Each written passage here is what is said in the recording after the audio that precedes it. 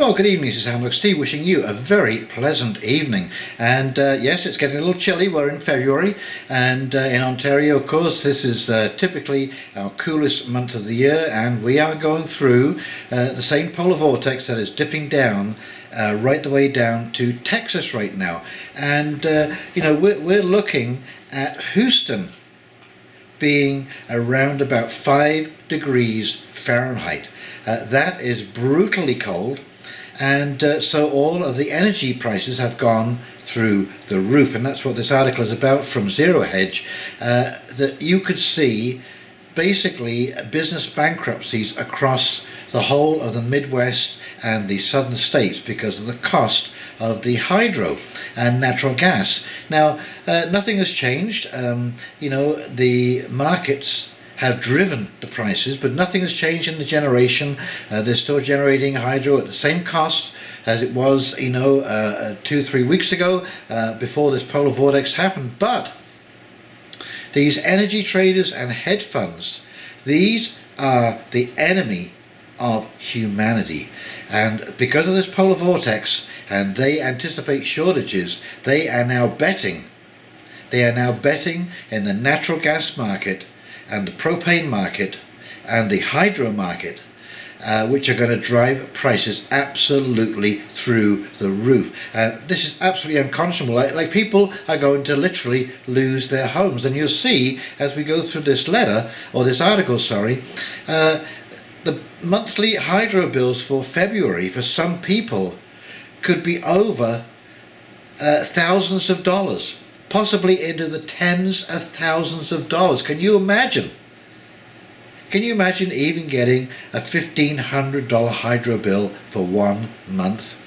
And think of all the factories and small businesses that absolutely depend on hydro for heating, running all of their equipment, and they are not going to be able to weather this storm, especially when you factor in the effects of the lockdown and all the other privations that have taken place, the limited hours of operation, the limiting of customers that can go into these small businesses. They have basically depleted all of their resources. And this 1 month alone could send them over the edge. And that's if we don't get any more cold weather in March, or we don't just get a dragged out spring. You know, I've used more fuel in March and April with temperatures around about 0 to -1, -2 centigrade, because it's damp. And I'll tell you, that damp gets right into your bones, and by golly, you can use up an awful lot of energy in the months of March and April. So this is going to be devastating for the US right now, but it's also a cautionary tale about these energy traders. I mean, I think it is just absolutely horrendous that these essential commodities are allowed to be gambled on. And this is what they're doing. They're gambling in the stock market. They not only are they gambling with shorting these energy futures, they are also gambling with people's lives.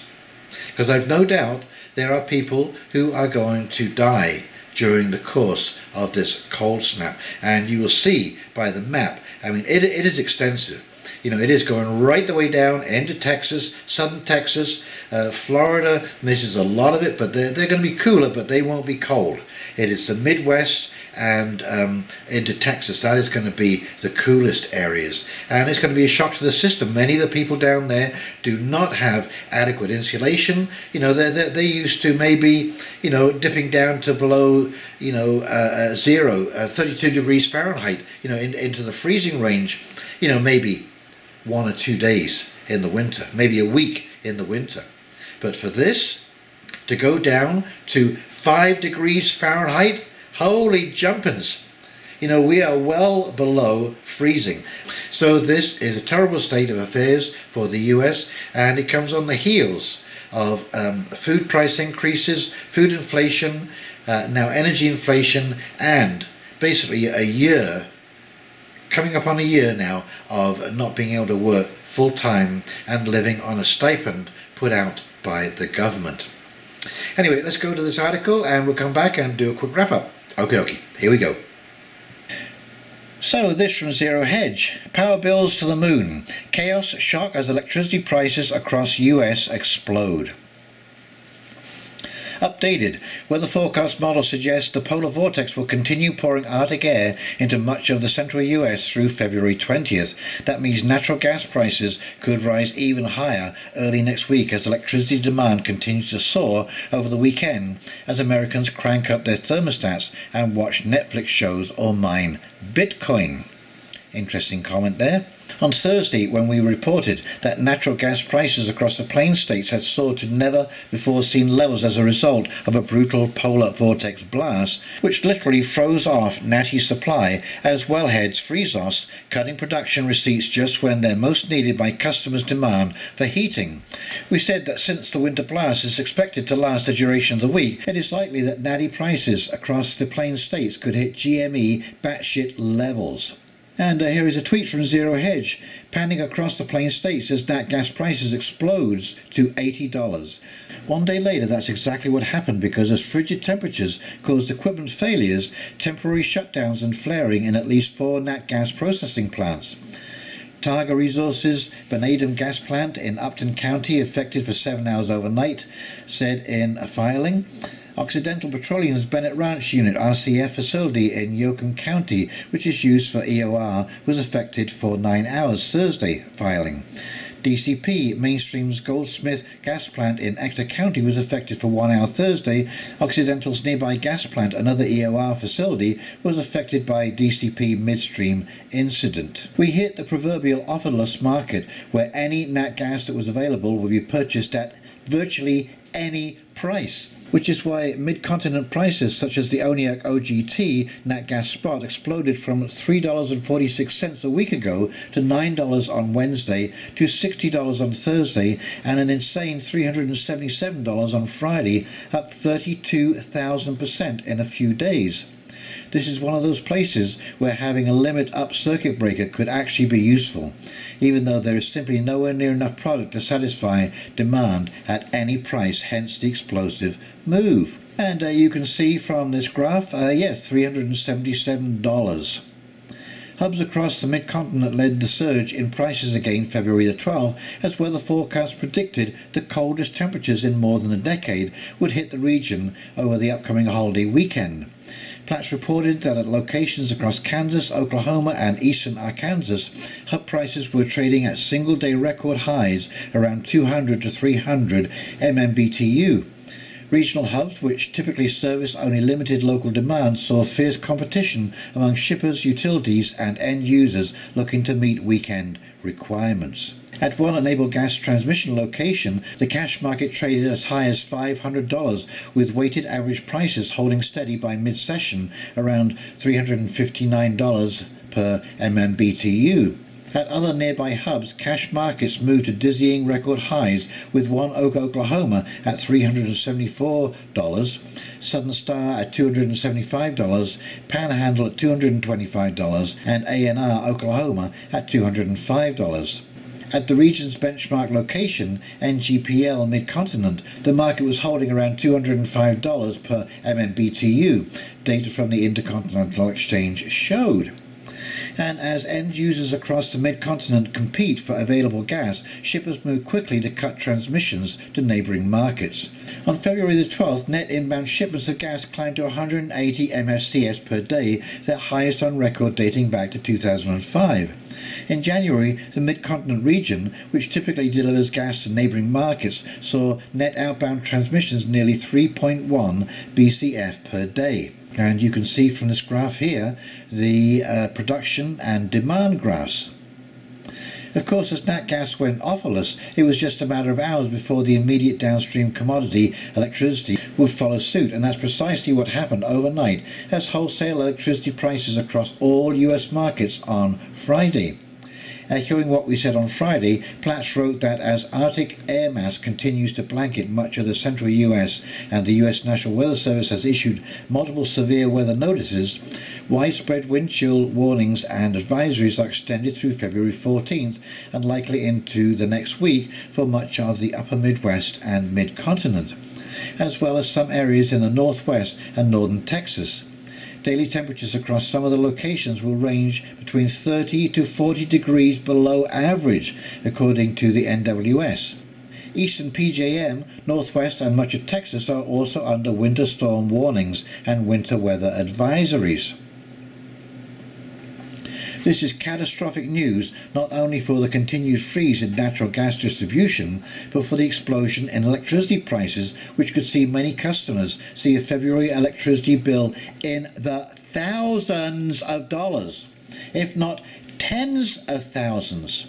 This is what a power trader out of Houston Energy Company advises on Friday. Prices in response to the persistent cold have pushed load expectations to all-time winter highs and on a par with the hottest summer days the ISO has experienced, although there was no increase in hydro on the hottest summer days. Actual shortages could persist if units aren't weatherized and fail at any point. Monday peak is currently bid 4,000 and Bull Week inclusive of Tuesday through Friday is 1,000 at 2,000. Off-peak nights have traded insane levels as well, with the balance of these months trading $650. For reference, summer of 2018 never came close to touching these levels. The highest trade on Bull days was around $2,000, if I'm not mistaken. The PUC is meeting today to discuss coordination and potential conservation efforts, but this event will likely crush several firms who are not collateralized enough to weather, no pun intended, the storm IMO. And all those folks on Griddy could literally be looking at paying $4 plus per kilowatt hour across the state, as opposed to 12 cents or whatever rate you got at your house, pushing power bills to the moon. One day later, and the peak price in ERCOT West real time hit an absolute all-time high of $5,500, up from $302 a day before. If anyone has a little extra nat gas in storage, this is a time to sell it and buy a private island. And here is the ERCOT West Hub RT chart, and you can see $5,475.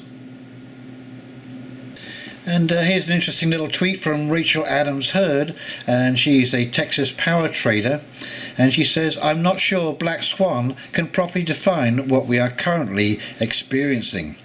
So I wonder how long it'll be before you see people huddling in one room, shrouded in blankets, with one little wood stove going, trying to stay warm."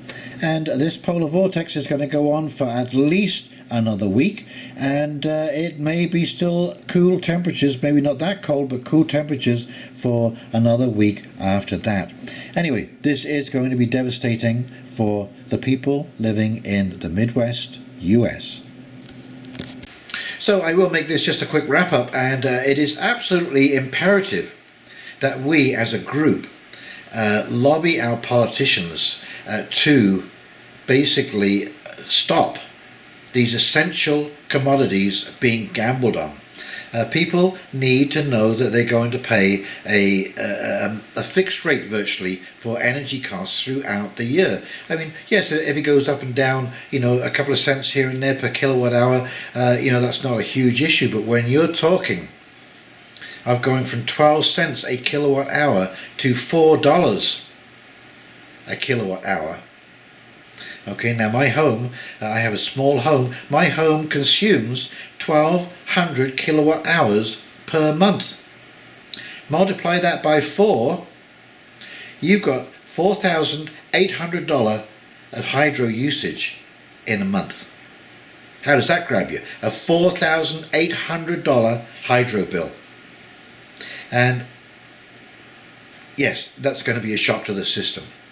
So we have to stop this. This is absolutely insane. This is putting people's lives at risk. So some filthy, slimy, cheating, stealing, hedge fund, Wall Street banker, commodity broker, energy broker can make a couple of extra bucks so he can smoke a great big fat Cuban cigar and drive around in a Beamer and snort coke off a hooker's boobs. That's it. That's why you're shivering and freezing in your home. And of course this might be an opportunity to get some kind of alternate heating means. My house is a combination of wood and propane, and I find that I don't burn the wood all the time, but I find that it just helps out the propane on these really cool days. And of course, if the hydro goes out or there is some energy issue, I could turn over completely to wood and heat my whole home in an emergency.